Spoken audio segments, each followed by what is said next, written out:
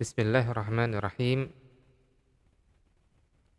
Assalamualaikum warahmatullahi wabarakatuh. Alhamdulillah wassalatu wassalamu ala Rasulillah wa ala alihi wa sahabatihi wa man tabi'ahu bi ihsanin ila yaumiddin, amma ba'd. Alhamdulillah, pada kesempatan kali ini kita bisa melanjutkan kembali kuliah kita, dan insyaallah tema kuliah kita untuk pekan kali ini adalah terkait dengan akhlak dan dakwah. Dengan tema yang lebih lengkapnya, bagaimana supaya kita bisa menjadi agen perubahan dengan akhlak dan baik, dan kita melaksanakan dakwah bil hikmah. Kenapa dua hal ini kemudian perlu kita bahas? Karena kita melihat kondisi bangsa kita, kondisi umat Islam secara umum. Kita melihat bahwa umat Islam saat ini dalam kondisi yang sangat tertinggal jauh dari bangsa-bangsa yang lain, baik dari sisi ilmu pengetahuan, dari sisi ekonomi, dari sisi politik. Umat Islam jauh tertinggal dari bangsa-bangsa yang lain. Umat Islam juga dalam kondisi yang sangat rentan, rentan dengan perpecahan, rentan dengan perselisihan di antara umat Islam sendiri, antara satu kelompok dengan kelompok yang lain, antara satu pemahaman dengan pemahaman yang lain. Bahkan kemudian terjadi misalnya perbedaan pendapat ini, perselisihan ini sampai kepada permusuhan antara satu kelompok sesama umat Islam. Padahal dalam Al-Quran disebutkan innamal mu'minuna ikhwah, sesungguhnya orang-orang yang beriman itu bersaudara. Nah, kemudian yang berikutnya yang kemudian kita juga sesalkan, ternyata banyak sekali umat Islam yang belum menerapkan ajaran-ajaran Islam secara universal, secara utuh, secara lengkap. Banyak sekali umat Islam yang belum paham dengan ajaran-ajaran Islam, yang belum mengerti mana yang halal, mana yang haram, yang belum paham mana yang maksiat yang harus ditinggalkan, mana ketaatan yang harus dijalankan, dan kemudian belum mengamalkannya. Jadi pengamalan Islam itu hanya sebatas ritual peribadatan saja, dan bahkan mungkin ritual peribadatan pun tidak semuanya, karena ada banyak sekali umat Islam yang misalnya yang sholatnya hanya satu minggu, sekali seminggu sholat Jumat saja, atau bahkan hanya ada yang 2 kali dalam setahun sholat Id saja. Nah, ini menjadi menjadi tugas kita, menjadi pelajaran kita, menjadi tanggung jawab kita untuk bisa memperbaiki keadaan umat Islam saat ini. Nah, untuk memperbaiki itu tentu dia membutuhkan seorang agen perubahan, atau bukan seorang, banyak agen perubahan di tengah-tengah masyarakat kita. Dan agen perubahan itu harus memiliki 2 karakter yang sangat penting. Yang pertama, agen itu harus salih, harus baik. Dan baik di sini bukan hanya baik dalam artian dia pandai saja misalnya, tapi dia juga harus memiliki ilmu, memiliki ilmu, wawasan yang luas, pengetahuan keislaman yang mumpuni. Kemudian dia mengamalkan amalan-amalan Islam tersebut, dia amalkan dalam kesehariannya. Pemahaman yang dia pahami dia amalkan dalam kesehariannya. Syariat dia jalankan. Dan kemudian dia harus memiliki akhlak yang mulia. Tidak hanya cukup orang yang pandai saja, tidak hanya cukup orang yang mengamalkan syariat saja, tapi dia harus memiliki akhlak yang mulia. Dan kemudian ternyata salih saja tidak cukup, karena salih itu untuk dirinya sendiri, Yang berikutnya ya karakter yang kedua yaitu muslih, yaitu orang yang bersedia menyeru kepada kebaikan dan mencegah kemungkaran. Dia tidak diam ketika ada ya kemungkaran yang ada di depannya. Dia tidak diam ketika orang-orang misalnya belum mengerjakan kebaikan. Dia akan berusaha merubah masyarakatnya, mendorong masyarakatnya untuk ya senantiasa bergerak ke arah yang lebih baik lagi. Nah, makanya dua karakter ini diperlukan. Ya, orang yang salih dan orang yang muslih. Baik.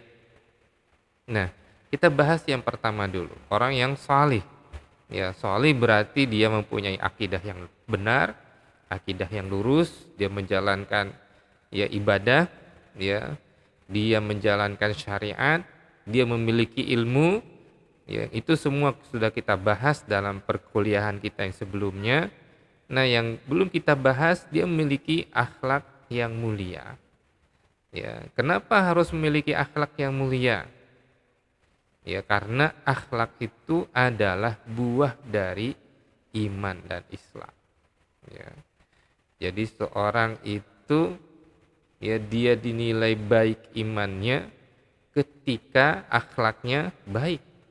Ya, jadi kalau ada orang yang mengaku beriman tetapi kemudian ya mulutnya itu mudah menyakiti orang lain, dia mudah ya berkata kotor, berkata keji, dia mudah mencaci maki orang lain misalnya. Nah, ini ya maka bukan seperti itulah ya iman. Ya, iman itu harus melahirkan akhlak yang baik. Ya, yang ini kemudian oleh Rasulullah SAW disebutkan, maukah kalian kuberitahu orang yang paling aku cintai dan paling dekat kedudukannya denganku pada hari kiamat? Lalu para sahabat menjawab, tentu ya Rasulullah. Ya, siapa orang itu?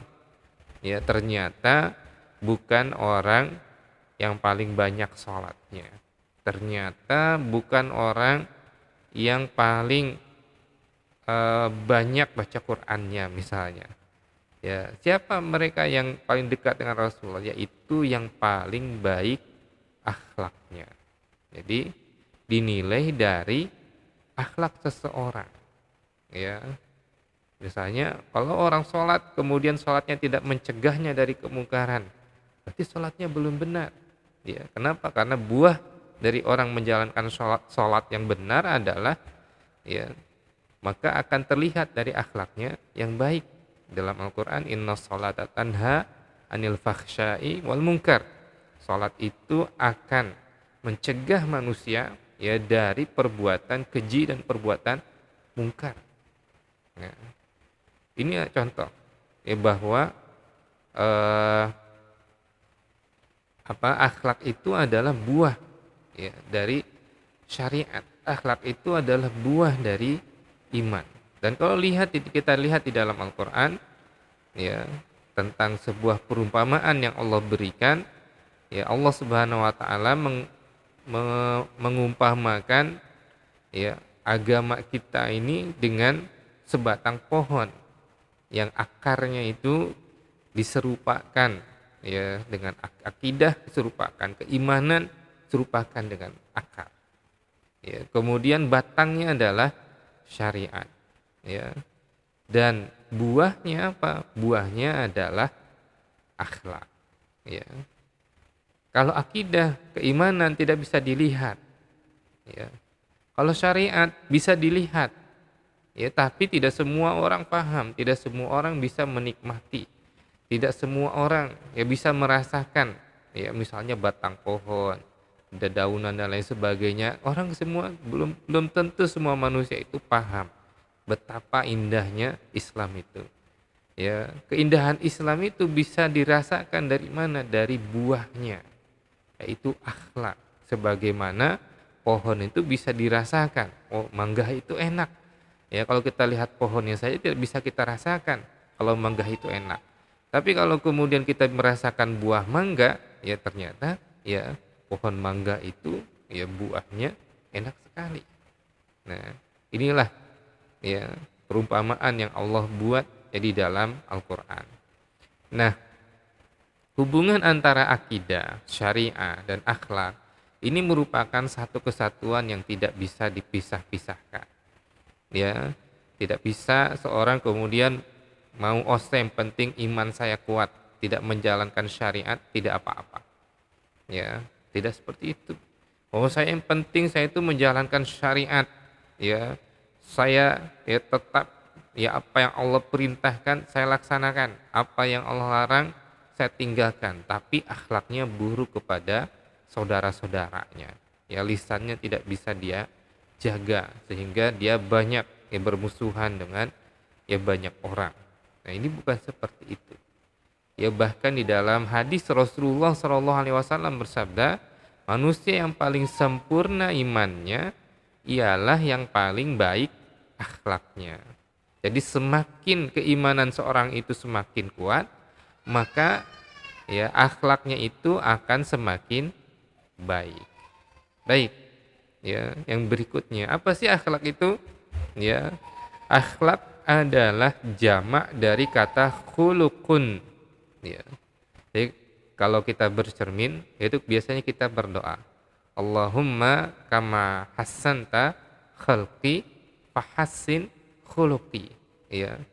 Ya Allah, sebagaimana Engkau telah membuat indah khuluqi, ya khalqi, ya, penciptaanku, maka ya indahkan juga khuluqi, ya akhlakku.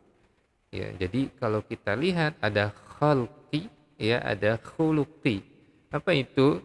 Ya, khalqi adalah penciptaan lahir, sedangkan khuluq adalah penciptaan batin. Ya, jadi kalau dalam bahasa Inggrisnya mungkin disebutnya inner beauty, ya kecantikan di dalam. Nah, itu semua orang itu memiliki itu. Ya, jadi kalau kita punya teman misalnya, ya dia ganteng atau cantik, tapi kemudian akhlaknya buruk, ya mungkin kita sehari dua hari berteman dengan orang ini kita akan betah. Tapi lebih dari itu, ya kita tidak akan betah. Walaupun dia ganteng, walaupun dia cantik, ya kita tidak akan pernah betah. Ya, pertama kali melihat mungkin akan terpukau, ya terpesona. Ya, tapi ketika tahu akhlaknya, perangainya, tingkah lakunya buruk, ya maka kita akan menjauh. Ya. Kemudian ada juga orang yang misalnya ya dari penampilan luarnya itu biasa saja. Ya, bahkan mungkin bisa dibilang ya di bawah rata-rata. Tapi ketika kita berteman dengan orang ini, ya kemudian kita merasakan bagaimana tabiatnya, budi pekertinya, ya perangainya yang baik, ya dia mudah menolong, mudah tersenyum, ya hatinya mudah tersentuh, dia selalu membantu kita dan lain sebagainya, pasti kita akan ya ingin ya berlama-lama dengan orang tersebut. Ya, ingin menjadi teman dekatnya. Ya, ingin ditegur dengannya. Kalau bertemu langsung ya tersenyum. Ya, ini. Kenapa? Ya karena ya khuluk ini justru yang akan lebih menentukan ya bagaimana seorang manusia itu ya wujud aslinya. Ya, wujud asli dari manusia itu adalah dari khuluknya. Ya, dari akhlaknya yang baik. Ya. Baik. Kemudian menurut terminologi apa itu akhlak? Akhlak itu adalah sifat yang tertanam dalam jiwa manusia. Ya. Jadi sifat yang sudah ada dalam diri manusia. Dia tumbuh ya bersama dengan dirinya. Tidak bisa dipisahkan dengan dirinya. Ya, sehingga dia akan muncul secara spontan bila mana diperlukan tanpa memerlukan pemikiran, tanpa memerlukan pertimbangan dan tidak memerlukan dorongan dari luar. Ya, contohnya misalnya gini, ada saudara kita yang membutuhkan bantuan. Ya, lalu kemudian ya diedarkan misalnya, ayo yang mau bantu saudara kita ini ya kita sumbang, ya silahkan ya semuanya menyumbang ke sini misalnya. Ya, lalu kemudian kita ini kalau memiliki akhlak yang dermawan, itu kita akan langsung nyumbang. Oh, saya deh langsung nyumbang. Gitu ya, spontan. Ya, karena kita tahu si fulan ini membutuhkan bantuan kita. Ya walaupun cuma sedikit. Nah, kalau orang yang belum menjadi akhlak kedermawanan itu dia akan mikir dulu. Ya, kira-kira saya mau nyumbang berapa ya? Saya punya uang berapa ya? Ya, saya uangnya segini segini segini. Ah, saya nyumbangnya sedikit aja. Atau sebetulnya dia nggak mau nyumbang. Ya, dia tidak mau nyumbang. Tapi karena lihat teman-temannya yang lain semuanya pada nyumbang, dia malu kalau dia nggak nyumbang. Ya, wah, si fulan 10.000, sebulan 5.000, sebulan 20.000. Ya, saya wah malu kayaknya kalau nggak nyumbang. Kemudian dia ikut menyumbang. Ya dua-duanya menyumbang, tapi yang satu punya akhlak dermawan, yang satu tidak punya akhlak dermawan, atau dia mungkin punya akhlak pelit, ya bakhil, ya kikir. Ya, ini yang kemudian yang disebut sebagai akhlak. Akhlak itu lahirnya itu akan spontan. Maka di masa Rasulullah Shallallahu Alaihi Wasallam itu pernah ada kejadian, ya, pernah ada kejadian di mana Rasulullah itu bertemu dengan seorang ibu yang sedang menangis. Ya, ibu itu menangis di kuburan. Ya, mungkin suaminya meninggal. Ya, menangisnya adalah menangis yang dilarang oleh Rasulullah SAW. Itu kalau dalam bahasa Arabnya itu niyahah, niyah itu meronta-ronta, ya untuk menunjukkan betapa sedihnya dia. Ya, kalau menangis biasa sedih, tapi ini meronta-ronta itu yang tidak diperbolehkan. Nah, kalau nangis biasa, ya kemudian bersedih, keluar air mata, kemudian ya keluar suara yang ditahan dan lain sebagainya, itu tidak apa-apa. Tapi kemudian dia menangis dengan suara yang tinggi untuk menunjukkan kesedihannya, ya oleh Rasulullah kemudian ditegur, wahai ibu bersabarlah. Ya, wahai ibu bersabarlah, kata Rasulullah SAW. Nah, ibu ini tidak melihat siapa yang menegur. Ya, lalu kemudian dia berkata, ya, kamu itu gampang nyuruh saya bersabar, bersabar. Kamu belum pernah merasakan apa yang saya rasakan. Ya, lalu Rasulullah biarkan, Rasulullah tinggalkan. Ada sahabat yang melihat kejadian tersebut kemudian mendatangi ibu itu. Kemudian dia bertanya, wahai ibu, tahukah engkau tadi siapa yang menegur tadi? Rasulullah, kemudian si ibu itu mengatakan, siapa memangnya? Dia adalah Rasulullah, kata sahabat itu. Lalu ibu itu ya langsung merasa bersalah, dia tinggalkan ya kuburan suaminya itu, kemudian dia datangi Rasulullah SAW, kemudian dia berkata, ya Rasulullah, sekarang saya sudah bersabar ya Rasulullah, maafkan saya. Ya, apa kata Rasulullah? Ya, as-sabru inda sadmatil ula. Kesabaran itu adalah ya datangnya ketika hantaman pertama. Maksudnya sabar itu datang ya adalah dia sifat akhlak yang akan muncul ya secara spontan ketika musibah terjadi. Ya. Kalau sudah lama dipikir-pikir, kalau kemudian ya sudah ya hilang ya rasa kehilangannya dan lain sebagainya, ya atau kemudian tadi tegur kemudian tiba-tiba dia kaget ternyata yang menegur ada Rasulullah, ya itu sudah bukan lagi ya bersabar namanya. Ya. Kenapa? Karena ya waktu dia bersabar itu sudah terlewat. Ya, waktu dia menangisi musibah itu sudah terlewat. Nah, ini yang kemudian yang harus kita pahami dari akhlak.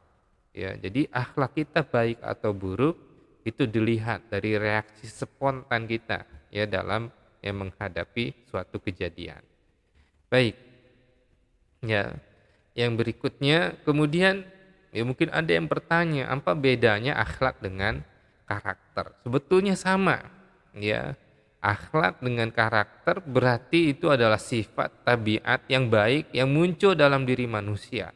Cuman bedanya ya, akhlak itu adalah ya hal yang kemudian diperintahkan oleh Rasulullah SAW, diajarkan oleh Rasulullah melalui wahyu. Ya akhlak yang baik itu kata Rasulullah ini ya. Kamu itu harus belajar ini, belajar itu, ya belajar bersyukur, belajar bersabar, ya, belajar untuk tidak marah dan lain sebagainya.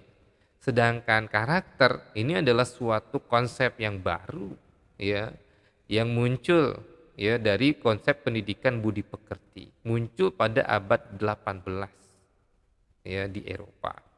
Nah, kemudian yang berikutnya apa perbedaan berikutnya? Dasar ya dari akhlak adalah keimanan. Dasarnya adalah keimanan. Kamu beriman atau tidak? Ya, kalau beriman maka harus punya akhlak yang baik. Ya, sedangkan karakter dasarnya adalah moral, ya.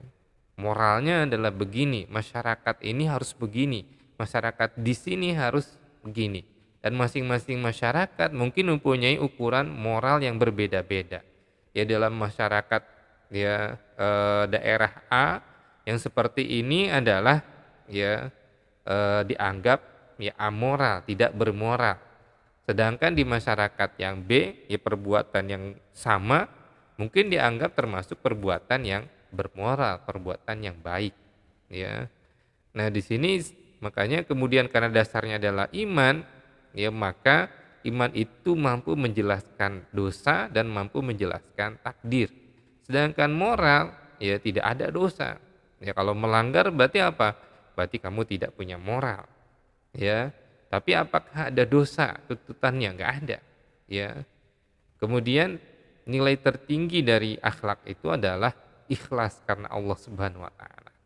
Orang yang melaksanakan sesuatu dengan ikhlas tanpa menuntut apapun dari manusia, ya maka ya dia orang yang itu adalah akhlak yang paling tinggi, yang nilai tertinggi ya dari akhlak yang baik.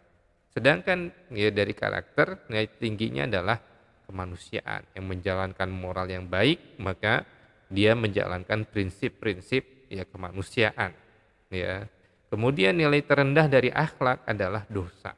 Sedangkan nilai terendah dari karakter adalah keburukan dan penyesalan. Kalau dosa akibatnya adalah azab dan siksa Allah Subhanahu wa taala. Sekali lagi kembalinya kepada keimanan, ya. Lalu ya kemudian ini dua hal ini apa yang kemudian ditunjukkan dari hal ini? Ini menunjukkan bahwa akhlak itu ya dia nilainya lebih tinggi daripada sekedar karakter dan lebih mudah bagi manusia untuk menjaga akhlak yang baik ya karena ukurannya sudah jelas, patokannya sudah jelas, ya. Nah, ini berbeda dengan ya karakter. Karakter baik, karakter bagus, ya, tetapi lebih baik lagi, lebih sempurna lagi akhlak, ya akhlak al-karim, akhlak yang baik. Nah, kemudian yang berikutnya, ya, kenapa kita harus meninggalkan akhlak tercela? Nah, akhlak ini terbagi menjadi dua, ya. Akhlak di dalam Islam terbagi menjadi dua. Ada akhlakul karimah, ya akhlak yang terpuji. Ada ya akhlakul mazmumah, akhlak yang tercela. Nah, akhlak yang tercela, kenapa kita harus jauhi? Yang pertama, akhlak tercela itu bisa menghapus pahala kebaikan. Jadi ada hadis ya, kalau kita baca ya bagaimana seorang yang dia mempunyai ibadah yang luar biasa pada hari kiamat dia rugi. Ya, bahkan dalam hadis itu dia membawa ibadah ya sebesar gunung Uhud. Lalu kemudian semuanya habis karena akhlaknya yang buruk. Makanya percuma ya kita banyak ibadah, ya banyak berbuat baik kepada orang lain kalau akhlak kita itu masih buruk. Banyak sedekah, banyak zakat, banyak puasa, ya tapi akhlak kita masih buruk kepada tetangga kita, kepada orang sekitar kita. Nah, kemudian yang berikutnya akhlak yang buruk itu bahkan menyebabkan orang itu masuk neraka, ya gara-gara tidak memberi makan kucing dan mengurungnya sampai dia mati, ya bisa masuk neraka dengan sengaja. Ya, ini kucing, bagaimana dengan manusia? Bagaimana kalau orang berakhlak buruk kepada manusia? Bagaimana orang yang menyiksa manusia yang lain? Bagaimana dengan orang yang membiarkan, ya, orang yang di bawah tanggungannya, ya, orang yang dipimpinnya itu mati kelaparan? Ya, ini ya termasuk akhlak yang buruk, yang tercela, yang harus ditinggalkan. Nah, sedangkan akhlak yang baik, ya, kenapa harus ada dalam diri kita? Ya, ini adalah sebutkan dalam hadis, innama bu'istu liutammima makarimil akhlak. Aku itu diutus hanya untuk menyempurnakan akhlak terpuji. Artinya apa? Semua ajaran-ajaran Islam itu pada ujungnya adalah akhlak.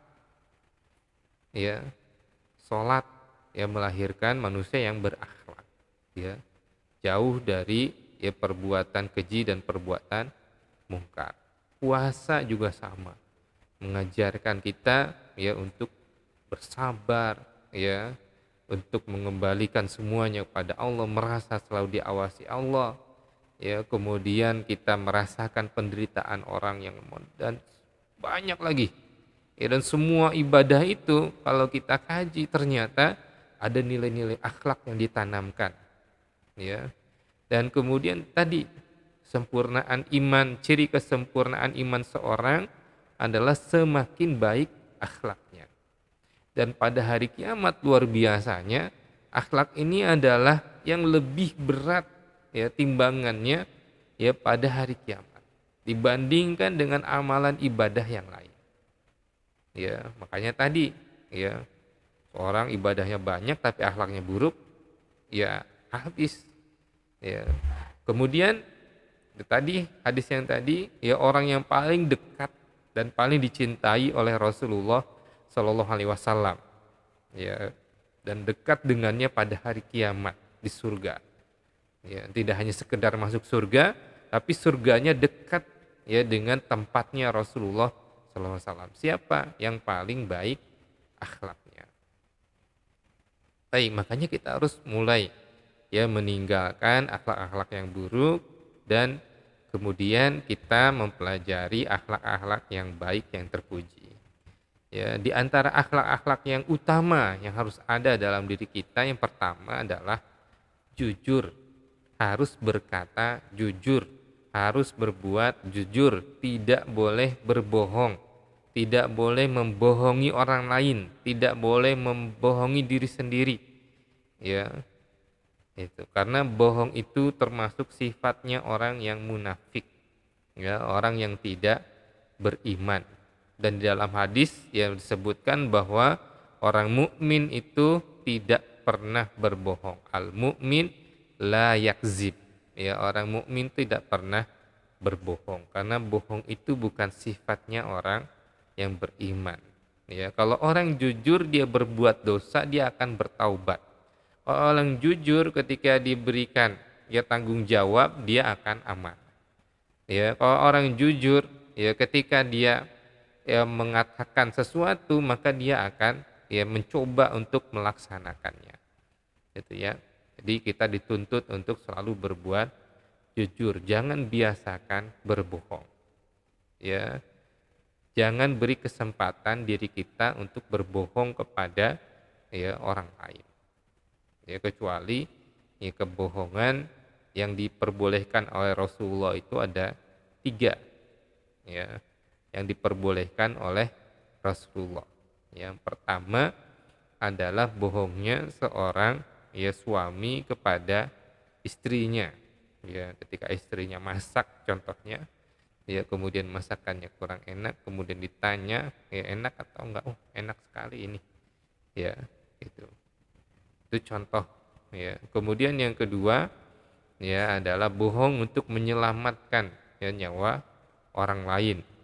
Ya, ada orang yang kemudian mau dipukulin misalnya, ya, kemudian dia sembunyi, orang-orang bertanya kemana orang itu, ya sana cari. Nah, itu, ya, berbohong untuk menyelamatkan, ya, orang lain. Kemudian Yang ketiga, berbohong untuk mendamaikan orang yang sedang bermusuhan. Ya, jadi si A dengan si B itu bermusuh-musuhan. Ya karena masalah yang sepele. Ya, kemudian kita berbohong. Sebetulnya si fulan itu pengen minta maaf sama kamu. Ya karena ya itu sebetulnya masalah yang sepele.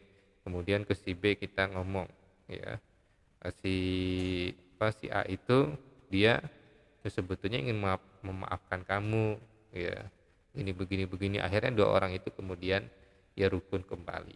Ya ini yang diperbolehkan di dalam ya hadis ya oleh Rasulullah Shallallahu Alaihi Wasallam. Baik, kemudian akhlak yang berikutnya harus ada dalam diri seorang mukmin adalah tawadu, ya atau rendah hati. Ya, rendah hati ini lawannya adalah sombong, al-kibru. Dan Rasulullah mengatakan tidak akan masuk surga orang yang dalam dirinya itu terdapat kesombongan walaupun sebesar biji zar. Ya, walaupun sebesar biji zarrah, tidak akan pernah masuk surga. Jadi jangan sampai ada dalam diri kita itu kesombongan. Apa itu sombong? Ya, sombong itu ialah merasa dia lebih tinggi daripada orang lain. Ya, kemudian dari merasa tinggi itu dia kemudian menolak kebenaran. Misalnya ada yang menasehati kita, siapa sih yang nasihati itu, paling dia juga baru belajar, dia juga nggak pernah mengamalkan dan lain sebagainya. Itu karena kita merasa ya orang lain itu lebih rendah daripada kita. Ya. Nah, kalau orang sombong pasti ada sifat-sifat yang berikut. Dia akan mudah menghina orang lain, ya menjelek-jelekan orang lain, ya menyebutnya dengan sebutan-sebutan yang buruk. Dia akan ujub, kagum terhadap dirinya sendiri, ya merasa dirinya itu yang paling hebat, ya. Kemudian dia akan mudah mendebat ketika diberitahukan kebenaran, bahkan dia membangkang terhadap kebenaran. Makanya harus dijauhi, ya. Merasa kita lebih hebat dari orang lain itu harus kita jauhi. Nah, Rasul mengajarkan kepada kita untuk selalu rendah hati. Ya. Baik, yang berikutnya adalah ya akhlak ya ramah, ya ar-rahmah. Ya, rahmah itu kita diartikan menjadi ramah, ya. Jadi apa ya? Rahmah itu penyayang, menyayangi orang lain, ya. Jadi saya merupakan akhlak orang-orang yang beriman, kata Rasulullah. Barang siapa yang tidak menyayangi tidak akan disayangi Allah. Man la yarham la yurham. Ya. Orang yang tidak menyayangi orang lain maka dia tidak akan disayangi Allah Subhanahu wa taala. Ya, sehingga dari rasa sayang ini akan melahirkan kepedulian terhadap orang lain. Ada yang butuh bantuan, kita bantu. Pada orang tua, ya kita hormat, ya kita sayang. Pada yang lebih muda yang membutuhkan bantuan, kita bantu. Ya, orang yang miskin kita kemudian memberikan bantuan. Ya, kita pemurah, ya mudah sekali memberikan bantuan, ya. Baik itu bantuan berupa harta, bantuan berupa tenaga, bantuan berupa ilmu dan lain sebagainya. Ya tidak pelit, ya. Ini karena kita menyayangi, ya. Dan yang tidak boleh ada dalam diri seorang mukmin adalah ya akhlak membenci dan pemarah. Ya, pembenci, mendendam, ya marah, ya. Kemudian melahirkan misalnya hasad, kedengkian. Karena dia benci, maka dia hasad kepada ya orang tertentu. Ya, senang kalau orang itu mendapatkan musibah dan lain sebagainya. Dia akan membuat keributan dan orang lain, mencari-cari kesalahan, ya dan lain sebagainya. Baik. Kemudian ya akhlak yang berikutnya adalah al-adlu, adil. Ya, jadi seorang muslim itu dia harus adil. Ya, adil itu meletakkan sesuatu sesuai dengan ya tempatnya, sesuai dengan kebutuhannya, sesuai dengan ya wadahnya. Ya, sedangkan zalim adalah orang yang melampaui batas, ya batas kewenangannya, batas ya banyak, ya ini maka orang yang zalim itu dia akan berbuat fitnah. Fitnah itu dia melampaui ya batas, ya maksudnya ya pada orang lain itu harus berbuat jujur, berkata jujur, tapi dia berdusta, memfitnah orang lain, ya dia menghina, merendahkan, ya dia memukul, mencuri, mengambil harta orang lain, ya membunuh, menghilangkan nyawa orang lain tanpa hak, ya kemudian berzina, ya mengambil kehormatan orang lain, ya kemudian korupsi, ini apalagi ya, ini termasuk mencuri tapi dengan jumlah yang sangat besar dan yang dirugikan sangat banyak, ya ini.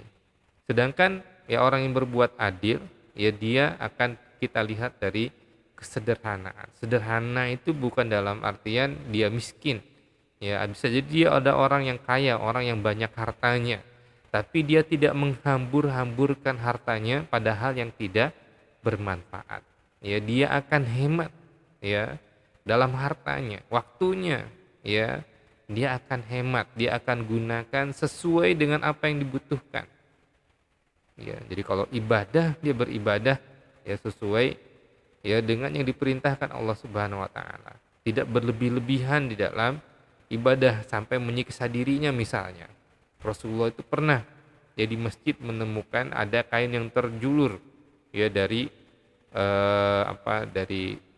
masjid, ya jadi ada palangnya kan. Masjid Rasulullah itu tidak besar seperti sekarang, ya di masjid itu kan ada palangnya di atas, kemudian ada kain yang terjulur dari atas, ya oleh Rasulullah itu ditanya kain apa ini, ya kemudian kata para sahabat ini adalah kainnya milik Zainab, ya kenapa ada kain di sini, itu punya Zainab, kenapa dia pakai kain, ya kata para sahabat, jadi Zainab itu ya kalau dia sholat kemudian dia ngantuk, maka dia akan bergantung di kain itu supaya tidak jatuh. Ya luar biasa. Ya ngantuk ya ketika dia beribadah sholat malam, ya dia akan bergantung di kain itu. Ya supaya bisa tetap melaksanakan ibadah sholat malam. Kata Rasulullah, copot. Sungguhnya seorang di antara kalian itu kalau dia ngantuk, maka hendaklah tidur. Ya kalau kita ketika beribadah salat malam kemudian ngantuk, tidur sejenak, kemudian bangun lagi. Ya, bukan tidur sampai pagi. Ya, jadi tidur kemudian kita ya bangun lagi. Ya, baik. Ini adalah akhlak yang ya berikutnya. Ya, al-adl. Jadi dia ya kalau beribadah pun tidak boleh berlebih-lebihan.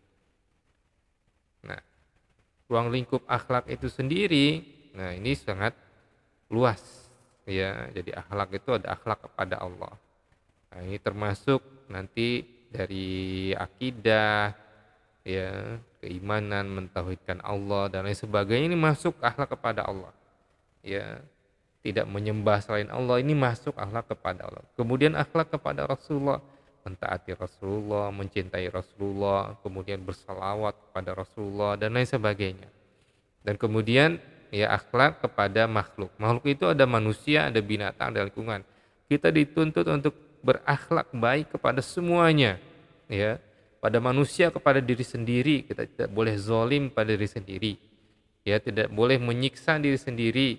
Ya, kita harus mengingatkan diri sendiri ya untuk berbuat ketaatan kepada Allah Subhanahu wa taala, meninggalkan kemaksiatan dan lain sebagainya. Kepada orang tua kita dituntut untuk berakhlak dengan akhlak yang baik, ya tidak boleh marah-marah kepada orang tua, tidak boleh membantah orang tua, tidak boleh ya kepada orang tua kita berkata ya.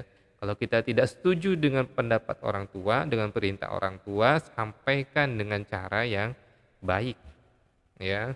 Kemudian kepada sesama muslim, ya kita harus berakhlak dengan akhlak yang baik, bahkan mereka memiliki hak yang harus kita ya penuhi, ya ada hak-hak ya muslim atas muslim yang lain, ya ada 6 atau 7 ya hak tersebut harus kita penuhi, ya masuk diantaranya ketika dia bersin kita harus ya kemudian dia mengucap alhamdulillah, kita harus mengucapkan yarhamukallah, itu adalah hak dia untuk kita doakan ketika dia mengucapkan alhamdulillah ketika dia bersin, sampai seperti itu. Kepada sesama umat manusia juga sama, kita harus berakhlak dengan akhlak yang baik. Kepada binatang juga sama, tidak boleh menyiksa binatang, tidak boleh membakar binatang, tidak boleh ya menyuruh binatang bekerja dengan bukan apa yang dia mampu, ya, tidak diperbolehkan, ya. Misalnya binatang yang tidak bisa ditunggangi kemudian ditunggangi. Contohnya misalnya sapi, ya sapi tidak bisa ditunggangi. Ya kalau kerbau bisa, tapi kalau sapi itu tidak bisa ditunggangi di pundaknya, ya atau di punggungnya. Nah, itu jangan kita tunggangi. Ya, karena itu bukan untuk ditunggangi, bukan hewan tunggangan. Berbeda dengan kuda atau kerbau, ya, atau berbeda misalnya dengan ya hewan-hewan yang lain. Kemudian kepada lingkungan juga sama, kita dituntut ya untuk berbuat baik, ya berakhlak ya dengan akhlak yang baik. Nah, baik, yang berikutnya ya, ketika kita sudah memiliki akhlak yang baik ditambah dengan ilmu ya wawasan yang luas ya, kemudian kita menjalankan ya kita memiliki keimanan yang kuat dan kemudian kita menjalankan syariat dalam keseharian kita, maka kita tidak cukup sampai di situ saja, kita harus menjadi penyeru ya untuk perubahan. Ya, kita harus berdakwah. Ya, berdakwah itu adalah kewajiban setiap orang-orang yang beriman. Jadi orang yang berdakwah itu bukan kewajibannya ustadz atau kiai atau dai saja, tapi setiap orang-orang yang beriman itu adalah ya punya kewajiban untuk berdakwah. Ini kita baca ya di dalam Al-Qur'an, wal mu'minuna wal mu'minati ba'duhum awliya'u ba'd ya'muruna bil ma'rufi wa yanhauna 'anil munkar. Ya, mereka menyuruh kepada yang ma'ruf dan mereka mencegah dari yang mungkar. Ya. Jadi dakwah itu adalah kewajiban setiap orang yang beriman. Kenapa berdakwah? Karena dia meyakini. Ya. Kalau dia tidak meyakini orang mau berbuat apa yang bertentangan dengan keyakinannya, itu dia akan biasa saja, terserah aja. Ya, tapi ketika dia meyakini ini loh yang benar. Ya, ini loh keyakinan, ini loh yang bisa membuat orang itu masuk surga, ini yang bisa membuat orang masuk neraka. Sekarang ada orang kemudian depan kita, ya, dia mengerjakan amalannya penduduk neraka. Ya, apa kita akan biarkan? Ya, tentu tidak akan kita biarkan. Kita akan nasihati dia, ini perbuatan ini salah. Perbuatan ini dilarang di dalam agama Islam. Kamu orang muslim kan? Itu. Atau kalau mungkin dia bukan orang Islam, mungkin kita ajak kepada Islam. Mau kamu nggak mau saya dekat dengan kamu, saya tahu kamu orang yang baik, mau nggak kamu belajar Islam dengan saya, sehingga kamu itu bisa menentukan mana agama yang akan kamu pilih. Ya, saya akan ajarkan Islam, saya akan beritahu Islam. Atau kalau saya nggak tahu, saya akan ajak kamu bertemu dengan orang yang bisa mengajarkan Islam kepada kamu. Nah ini, ya. Baik, kemudian yang berikutnya adalah terkait dengan ya urgensi ya dari dakwah. Kenapa dakwah itu penting? Tadi dia bukti dari keimanan. Ya. Kemudian ya orang yang saleh itu tidak cukup bagi dirinya. Dia harus ya menyeru orang lain kepada kebaikan. Dan di dalam Al-Qur'an disebutkan bahwa ya dakwah itu adalah perbuatan ucapan yang paling baik. Wa man ahsanu qaulan mimman da'a ilallahi wa amila salihan wa qala innani minal muslimin. Siapakah yang lebih baik perkataannya daripada orang-orang yang beramal saleh dan kemudian dia berkata, sungguhnya saya termasuk orang-orang yang ya muslim, berserah diri kepada Allah Subhanahu wa taala.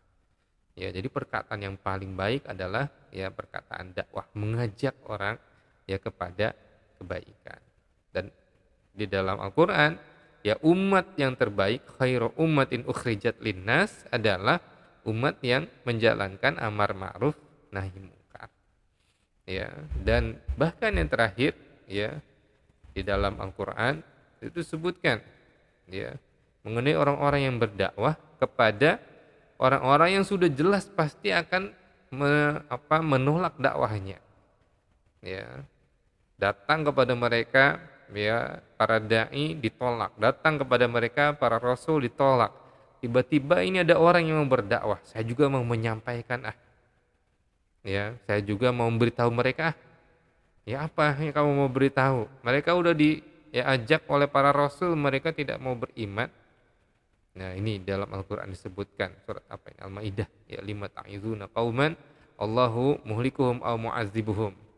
Ya, kenapa kalian mau mengingatkan, kenapa kalian ya mau memberikan ya nasihat ya kepada orang-orang yang sudah jelas mereka itu akan menolak.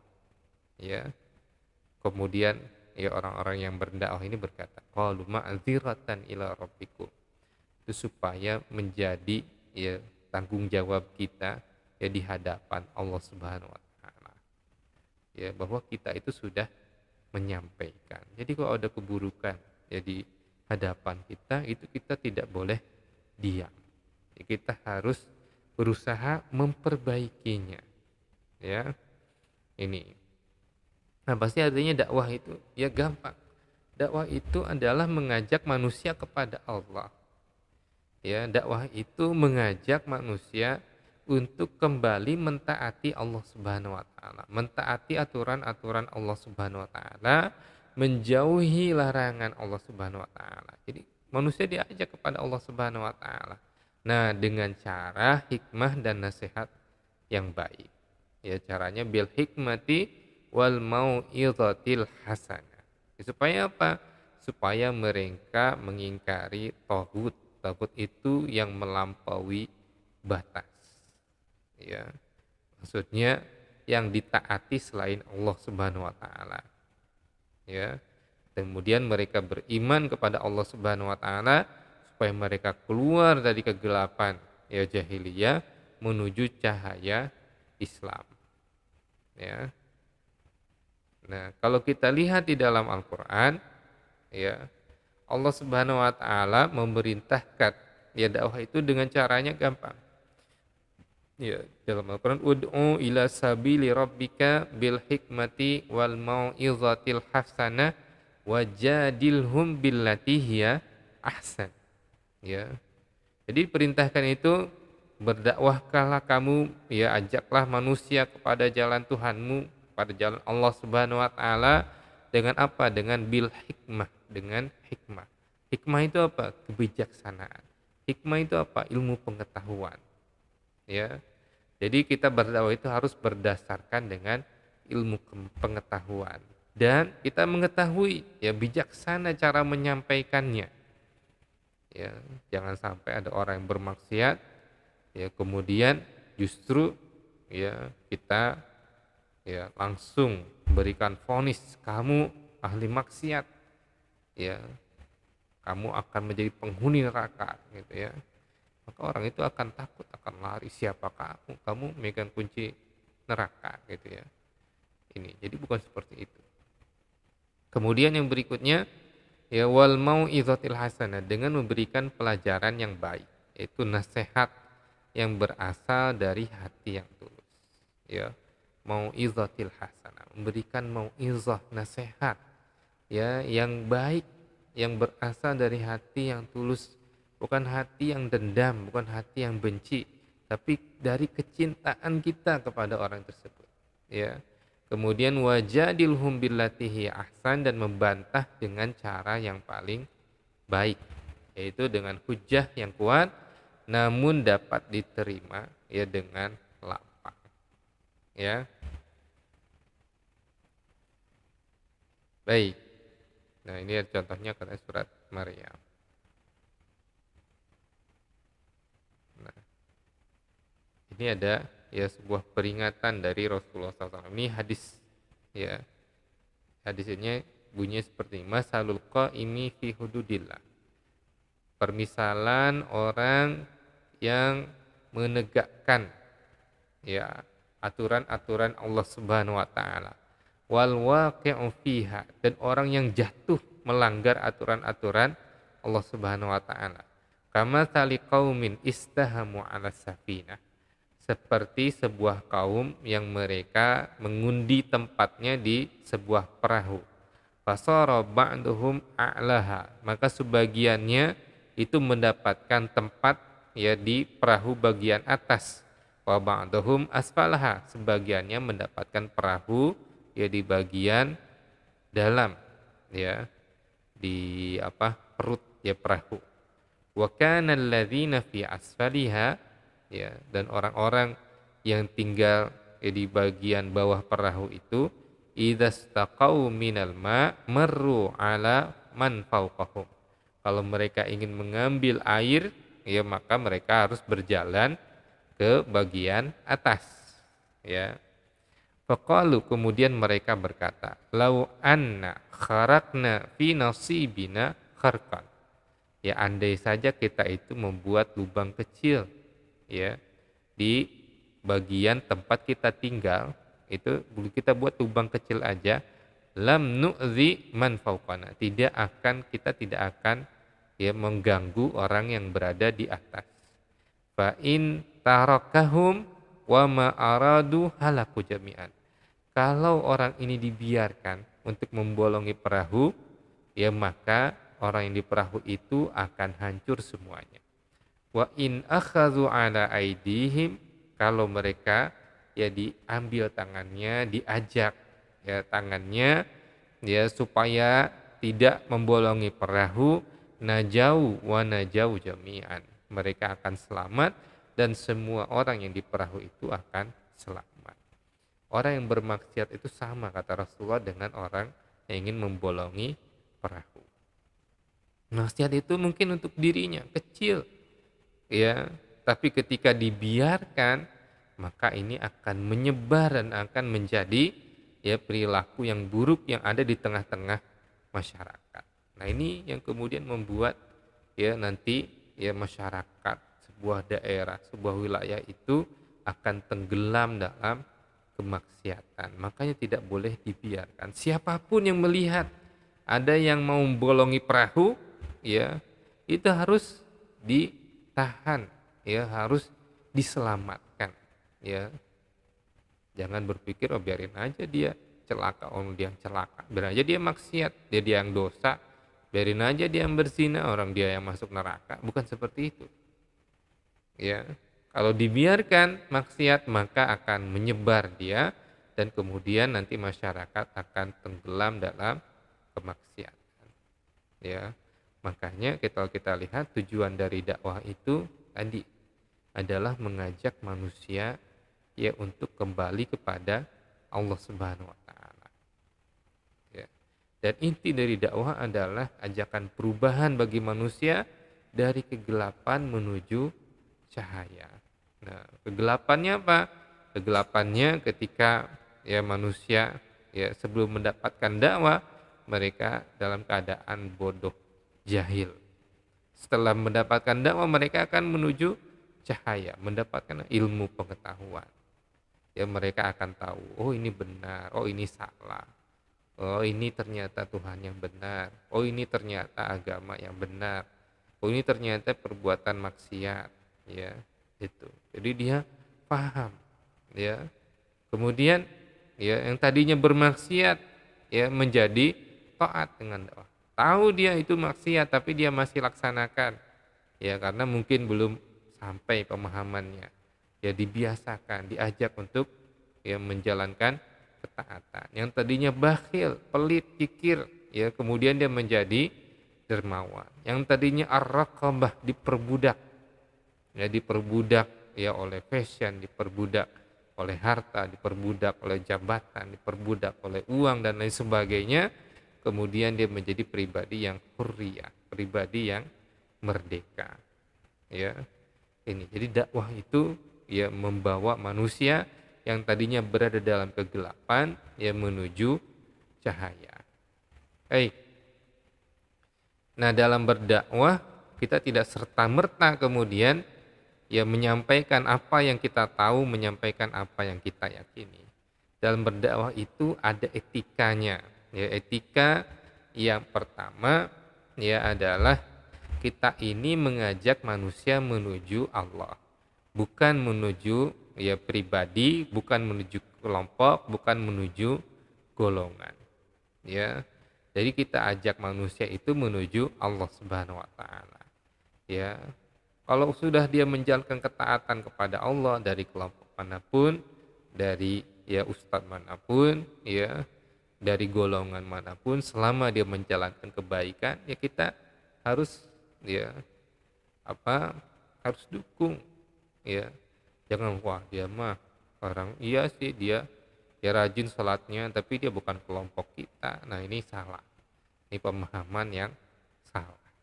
Ya jadi dakwah itu mengajak manusia menuju Allah, bukan menuju ya kelompok masing-masing. Kemudian inti dari dakwah adalah untuk mengajak dan menyeru dengan lemah lembut. Ya, jadi mengajaknya dengan lemah lembut. Ya, dengan argumentasi, bukan dengan cara menghakimi seseorang. Tidak pernah tuh Rasulullah menghakimi seseorang. Ya, bahkan pada Rasulullah itu tahu mana yang masuk surga, mana masuk neraka. Tapi tidak pernah kemudian Rasulullah menyebutkan si fulan masuk neraka, si fulan masuk neraka. Tidak pernah. Kecuali rahasia yang disampaikan kepada pemegang rahasia beliau yaitu Huzaifah ibnul Yaman. Ya, yang Huzaifah ini sering bertanya kepada Rasulullah secara rahasia. Ya Rasulullah, si fulan itu ya akhir hidupnya bagaimana? Kalau si fulan akhir hidupnya bagaimana? Nah, ini Huzaifah ibnul Yaman. Ya, tapi nggak ada orang lain lagi yang tahu selain Huzaifah ibnul Yaman. Yang tidak ada yang diberitahu. Jadi Rasulullah itu tidak pernah menghakimi. Ya, bahkan kepada gembongnya orang munafik sekalipun, ya Abdullah bin Ubay, Rasulullah itu sampai ya mau beristighfar, meminta ampun kepada Allah. Ya Allah, ampuni si fulan. Ya Abdullah bin Ubay bin Salul, ya meminta kepada Allah Subhanahu wa taala untuk diampuni dosanya. Ya, ketika diminta diampuni, kata Rasulullah, Allah tidak akan mengampuni dosanya. Dia itu orang munafik. Ya. Kemudian bahkan sampai turun ayat, ya bahkan kalau engkau minta ampun itu sampai 70 kali, Allah tidak akan mengampuni dosanya. Kemudian apa kata Rasulullah? Kalau gitu saya akan minta ampun lebih banyak daripada 70 kali. Ya, itu bagaimana cara Rasulullah SAW berdakwah. Ya, bahkan ya anaknya Abdullah bin Ubay bin Salul ketika itu ya kemudian meminta izin kepada Rasulullah. Ya Rasulullah, daripada dibunuh oleh orang lain, ya ayah saya ini lebih baik saya sendiri yang membunuhnya. Kata Rasulullah, apa? Bukan caranya seperti, bukan dakwah itu bukan begitu. Rasul jawabnya apa? Ya saya tidak mau. Ya nanti ada kesan bahwa Rasulullah itu membunuh pengikutnya sendiri. Ya. Jadi bukan seperti itu caranya berdakwah. Ya, bisa jadi mungkin Rasulullah masih berharap di akhir hidupnya dia akan bertaubat. Ya, tapi ternyata tidak bertaubat karena Allah sudah mengunci hatinya. Khatamallahu ala qulubihim. Allah sudah mengunci hatinya ya orang-orang munafik. Ya. Kemudian yang berikutnya dakwah itu adalah dengan memberi kabar gembira dan bukan menakut-nakuti, dengan memberi kemudahan dan bukan mempersulit. Ini adalah hadis Rasulullah SAW. Ya, absyir, ya, basyir wala tunafir. Berikan kabar gembira, ya, bukan kalian menakut-nakuti. Ya, dengan neraka dan lain sebagainya. Berikan kabar gembira. Kalau masuk Islam akan masuk surga dan lain sebagainya.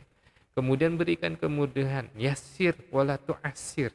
Berikan kemudahan dan jangan mempersulit. Ya, orang yang baru masuk Islam kemudian tuntut, kalau kamu belum disunat, ya, kamu tidak dianggap keislamannya. Padahal sunat itu adalah perkara sunnah. Ya, perkara yang sunnah. Kita bisa bayangkan mungkin orang yang sudah berumur kemudian dia mau disunat, wah, tuh mungkin akan berat, ya. Ya, mungkin dia akan pertimbangkan, ya takut mungkin di awal, ya. Itu. Dia belum masuk Islam sudah disuruh sunnah. Padahal biarkan dia masuk Islam dulu, belajar Islam. Setelah dia tahu pemahaman, setelah dia paham kenapa harus disunat, baru kemudian ya dia diminta untuk sunat. Kamu mau nggak disunat? Oh, saya siap karena sudah paham. Kalau orang yang belum paham mungkin akan takut. Ya, kemudian dakwah itu dilakukan secara bertahap ya dengan penyadaran, pemahaman ya dan amal. Awalnya disadarkan dulu. Setelah disadarkan akan kesalahannya, kemudian dia diberikan pemahaman. Setelah dia memahami ya, maka dia bisa diminta untuk beramal. Orang yang tidak pernah sholat misalnya disadarkan dulu ya tentang bahaya meninggalkan sholat. Kemudian diberikan pemahaman ya bagaimana caranya sholat yang benar, ya bagaimana melaksanakan ibadah sholat ya. Nah maka setelah dia tahu baru kemudian dia bisa mengamalkan ya sholat secara benar ya. Jadi ini yang kemudian kita harus ya pahami. Nah kemudian kalau kita lihat ya siapa saja sosok juru dakwah yang ada, contoh ya kita lihat misalnya dakwahnya Nabi Nuh alaihissalam. Ya dia berdakwah siang dan malam, sembunyi dan terang-terangan selama 1000 tahun. Pengikutnya cuman sedikit saja. Ya. Ini. Tapi walaupun sedikit, apakah dakwahnya gagal? Tidak gagal. Dakwahnya tetap berhasil walaupun pengikutnya sedikit. Kenapa? Keberhasilan dakwah itu dilihat dari konsistensinya, bukan dari jumlah pengikutnya. Kalau seorang dia jujur dalam dakwahnya, benar dalam dakwahnya, dia melaksanakan apa yang kemudian dia dakwahkan, ya kemudian dia tetap konsisten, istiqomah di dalam dakwahnya, tidak berhenti berdakwah, tidak berputus asa, maka dia berhasil. Ya. Nah, kalau kita lihat misalnya contoh yang lain, Mus'ab bin Umair berdakwah ya selama 1 tahun. Dia di kota Madinah berhasil, pengikutnya banyak. Ya, ini dia bisa mengislamkan banyak orang karena dia mempunyai strategi dakwah yang luar biasa. Ya, sebelum Rasulullah datang ke Madinah, kota Madinah sebagian besar penduduknya itu sudah menjadi muslim. Ya, padahal beberapa tahun sebelumnya yang masuk Islam itu cuman utusan di Aqabah yang jumlahnya ya tidak lebih dari ya 20 orang. Ya, ini luar biasa.